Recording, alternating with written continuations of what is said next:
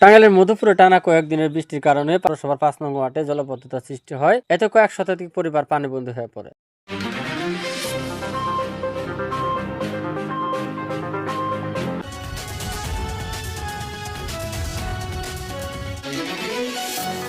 কয়েকদিনের টানা হালকা বৃষ্টির কারণেই মধুপুর পৌরসভার ৫ নং ওয়ার্ডে শতাধিক পরিবার পানিবন্দী হয়ে পড়ে। এতে মানুষের চলাচলের বাড়ি থেকে বের হওয়ার কোনো উপায় ছিল না। তাদের চরম দুর্ভোগান্তিতে পড়েছিলেন ভুক্তভোগী পরিবারগুলো। এছাড়া মাঝে মধ্যেই হালকা বৃষ্টির কারণে এসব এলাকায় পানিবন্দী ও জলাবদ্ধতার সৃষ্টি হয়।